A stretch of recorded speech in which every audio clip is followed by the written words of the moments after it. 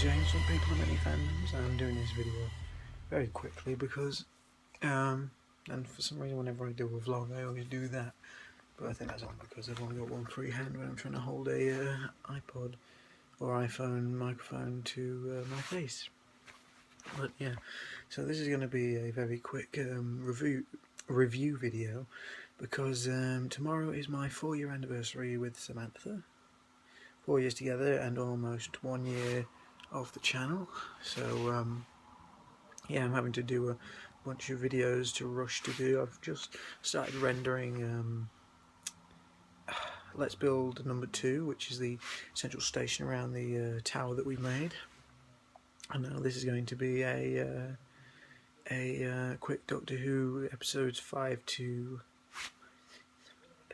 8 review. And yeah, so I'm going to review them, and then at some point in the future, once all of the Doctor Who's have been on, I'm going to review the last 4 episodes, which is very nice because that way it's 4, 4 and 4, so even though I was meant to be trying to do these as individual reviews and obviously a lot longer, but my procrastination knows no bounds.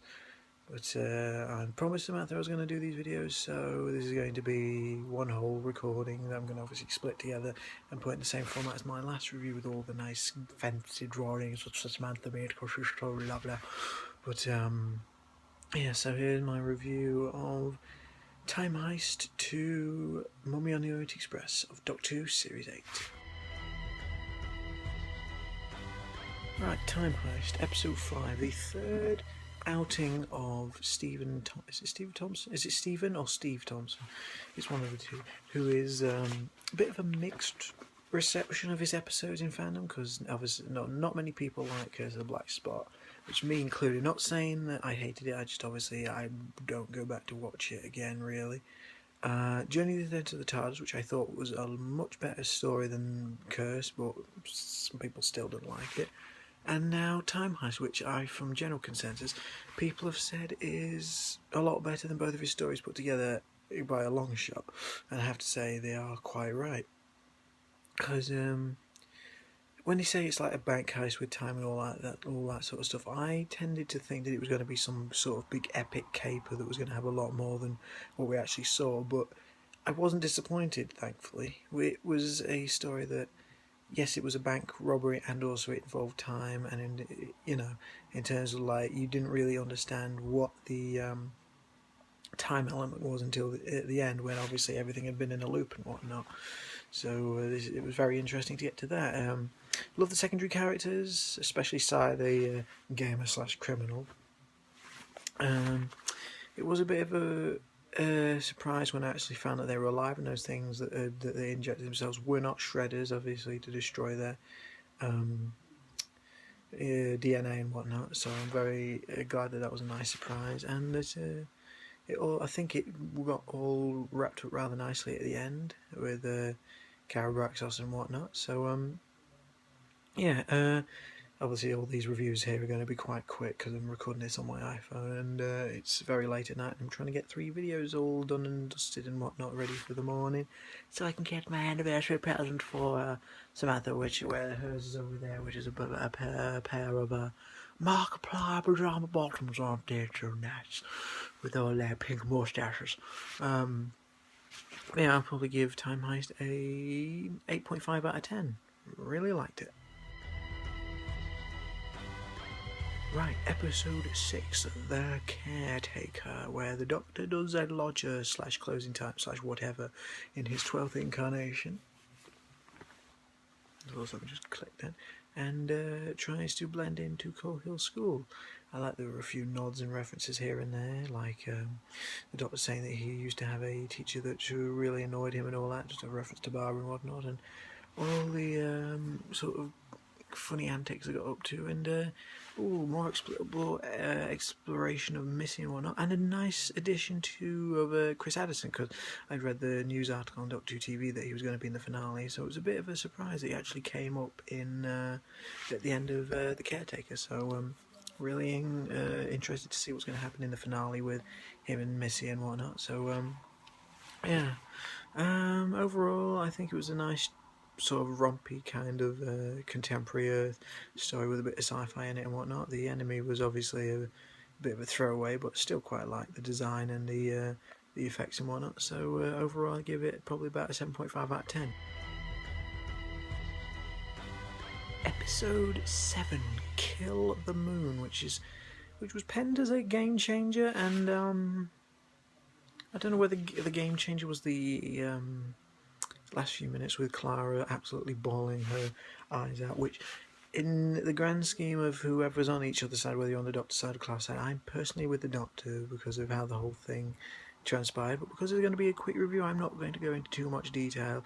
I'll just say that it was incredibly creepy. Sound design was great on the monsters. The monsters were actually very interesting. Didn't think that there were going to be bacteria or whatever to this giant moon egg thing, so that was a nice twist on it. And also the whole moon thing itself was a great twist in itself, in terms of like the moon being an egg and whatnot. And like most people, I thought it was a bit tacked on when the moon, the dragon thing that came out of the moon, immediately laid an egg that obviously was almost the same size as the moon and whatnot.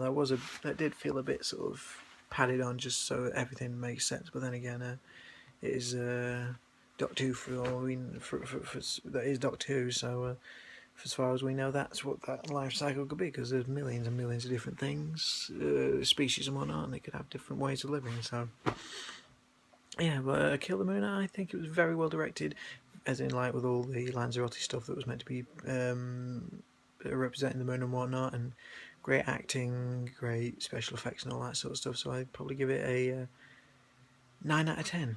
Really solid.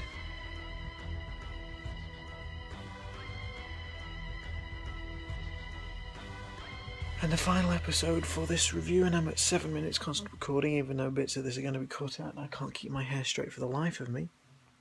Mummy on the Orient Express, the first of 2 stories written by Jamie Matheson. And I've got to say, until Flatline, which aired about 3 days ago, something like that, that was probably my favourite episode of the season. And up to this point, I hadn't had much unanimous agreement with the rest of the people of the fandom, where they were saying the Doctor was very cruel and whatnot in what he did. But I think it was probably this episode which actually it did get in my face and sort of irritate me a bit, that he was actually, he was trying to pass it off as like, oh, I'm just being who I am and whatnot, and being who I am, and these things happen and whatnot. But a lot of the time it did. I was in the mind of Frank Skinner as Perkins, saying it was very, very cruel at times, and I couldn't sort of, as Erica on the Verity podcast said, I couldn't hand wave it away, in my opinion. Not for me personally. It just seemed a little bit too callous for him. But yeah, I like the episodes overall. The way that they set up this mummy about that's going to kill you in 66 seconds, and how they gradually explained it over the episode, I think was incredibly clever, and it made complete sense by the end of it, and the setting and all that sort of stuff, absolutely loved it. And I hope they do more sort of things like that, more sort of contained stories, like where they contain not so much in like so the singular like out of an arc, but contain like they're in a confined space that they can't get out, and they're obviously having to solve the problem as they go on. Because I think that's quite what Doctor Who tends to do well. I mean, there's nothing wrong with doing the epic stuff, but sometimes the confined stuff's really good here and there, just to give it that little bit of claustrophobia and tension and whatnot. And I'm really glad that this episode actually did it. So for Mummy on the Orient Express, I'll probably do 9.5 out of 10. So that was Doctor Who, the series 8, episodes 5 to 8. What am I talking about? So next week, since it's even though Flatline's already been on, in sometime after the next 3 weeks or whatever, it'll be Flatline, In the Forest of the Night, Dark Water, and Death in Heaven. But right next, I'll be putting the trailers trailers. Ow, my arm's hurting. Trailers for Flatline and Into the Forest of the Night. In the Forest of the Night. But we'll be cross-editing them or something like that, so they go a bit better together and whatnot. So yeah. Alright, so it's coming to the end of the video now, and we're at about 10 minutes of video, something like that, according to on my iPhone. So I'll say that